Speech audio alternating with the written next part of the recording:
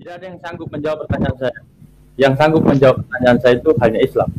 Pertanyaan saya sederhana, gampang dan mudah. Ya kan?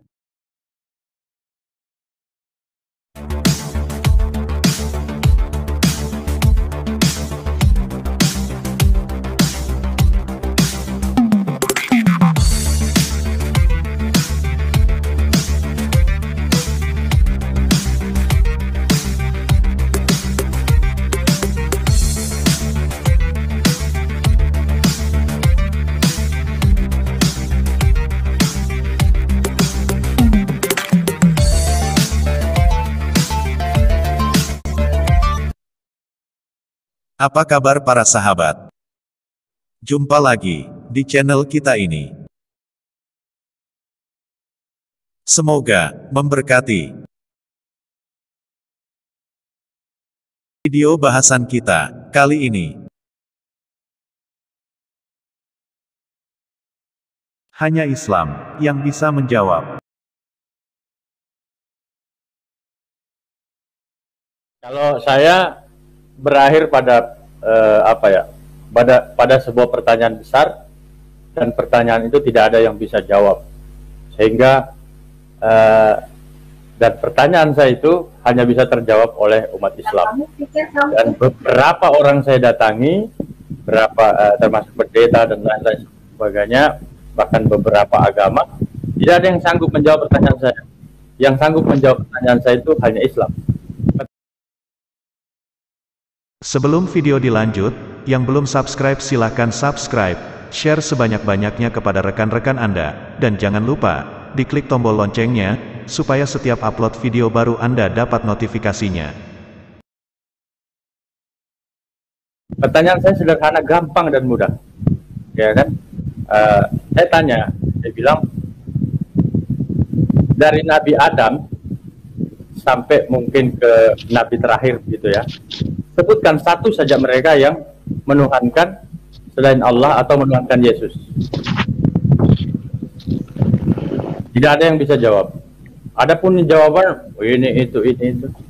Nah, ketika saya bertanya kepada sahabat Islam, satu ustadz ya gitu ya, pemahaman agamanya bagus, saya tanya, mereka menuhankan siapa?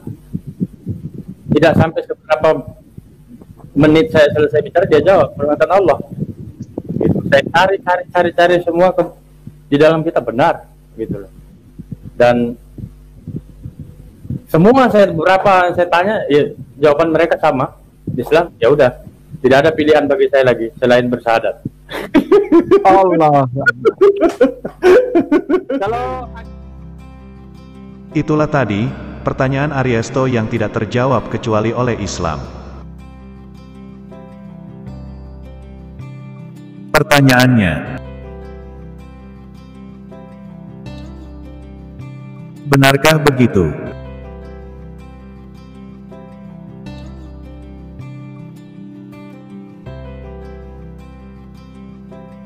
Jelas, Ariesto ini berbohong. Perhatikan, pertanyaan seperti itu pasti tidak akan muncul dari seorang Kristen. Karena apa? Kristen tidak mengenal Adam sebagai nabi, itu bedanya. Jadi pertanyaan itu nampaknya direkayasa setelah Ariesto ini menjadi Muslim. Lagi pula, pertanyaan seperti itu tidak mungkin bisa dijawab oleh penganut agama selain agama Abrahamik. Karena mereka pasti tidak mengenal satupun nabi-nabi dalam agama-agama Abrahamik. Jadi sekali lagi saya pastikan, pertanyaan itu hanya akal-akalan Ariesto saja. Dan itu muncul setelah dia sudah menjadi mualaf. Nah sekarang, apakah benar, Kristen kesulitan menjawab atau bahkan, tidak bisa menjawab? Sebenarnya, DNA dari pertanyaan rekayasa Ariesto ini adalah untuk menolak keilahian Yesus. Hal itu sangat mudah untuk ditebak. Sebelumnya, saya mau tegaskan di sini, bahwa agama-agama Abrahamik itu sebenarnya hanyalah Yudaisme dan Kristen saja. Sedangkan Islam, bukanlah termasuk agama Abrahamik, karena tidak ada bukti Islam ada hubungan dengan Abraham. Karena tidak ada bukti sama sekali bahwa Muhammad adalah keturunan Ismail. Muhammad keturunan Ismail adalah hanya klaim omong kosong yang tidak ada bukti sama sekali.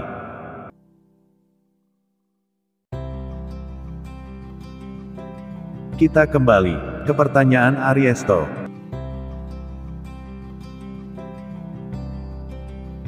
Seperti yang tadi sudah disampaikan oleh Ariesto, pertanyaan itu gampang dan bagi orang Kristen gampang pula menjawabnya.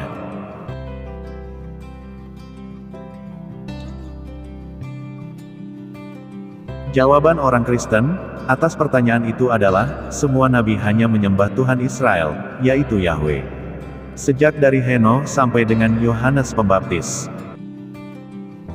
Saya tidak cantumkan Muhammad di sini, karena dalam Kristen Muhammad tidak dikenal. Dan kita tahu setelah penebusan dosa oleh kematian Yesus di atas kayu salib, tidak ada lagi nabi diutus Tuhan. Dalilnya, Markus pasal 12 ayat 2-9. Dan ketika sudah tiba musimnya, ia menyuruh seorang hamba kepada penggarap-penggarap itu untuk menerima sebagian dari hasil kebun itu dari mereka. Tetapi, mereka menangkap hamba itu dan memukulnya, lalu menyuruhnya pergi dengan tangan hampa. Kemudian, ia menyuruh pula seorang hamba lain kepada mereka. Orang ini mereka pukul sampai luka kepalanya, dan sangat mereka permalukan. Lalu, ia menyuruh seorang hamba lain lagi, dan orang ini mereka bunuh. Dan banyak lagi yang lain, ada yang mereka pukul dan ada yang mereka bunuh. Sekarang, tinggal hanya satu orang anaknya yang kekasih. Akhirnya ia menyuruh dia kepada mereka, katanya, "Anakku akan mereka segani." Tetapi, penggarap-penggarap itu berkata seorang kepada yang lain, "Ia adalah ahli waris, mari kita bunuh dia. Maka warisan ini menjadi milik kita." Sekarang, apa yang akan dilakukan oleh tuan kebun anggur itu? Ia akan datang dan membinasakan penggarap-penggarap itu, lalu mempercayakan kebun anggur itu kepada orang-orang lain. Dari apa yang tertulis tadi jelas sekali, hamba-hamba itu adalah para nabi yang diutus Tuhan. Sedangkan anak yang dimaksudkan adalah Yesus Sang Anak. Sedangkan, penggarap-penggarap yang jahat itu adalah orang-orang Farisi dan ahli-ahli Taurat. Dan yang dimaksudkan dengan penggarap-penggarap yang lain itu adalah kita, umat-umat non-Israel. Setelah mengutus anak, Tuhan tidak lagi mengutus hamba-hambanya, atau nabi-nabi. Dengan begitu, tentu saja, sang nabi dari Arab bisa digolongkan sebagai not listed prophet.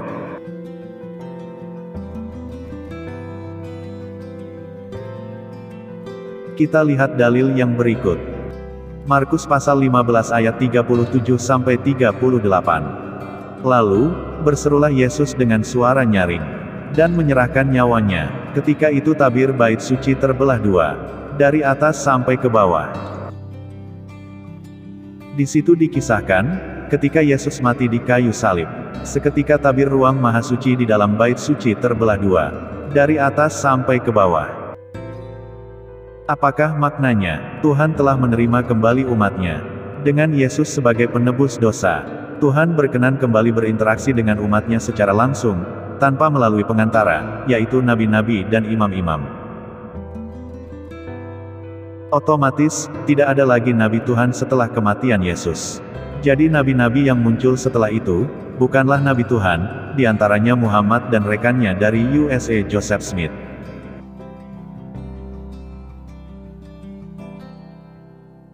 Oke, konklusinya. 1. Pertanyaan Ariesto yang katanya membawanya ke Islam, faktanya bukan berdasarkan iman Kristen, tapi berdasarkan iman Islam. 2. Kita punya dasar teologis dan alkitabiah, bahwa Muhammad bukanlah Nabi Tuhan. Begitu pula dengan Joseph Smith, yang mendirikan agama Mormon di Amerika. Apakah Ariesto benar-benar mualaf? Silahkan simpulkan sendiri. Sekian bahasan kali ini. Semoga memberkati.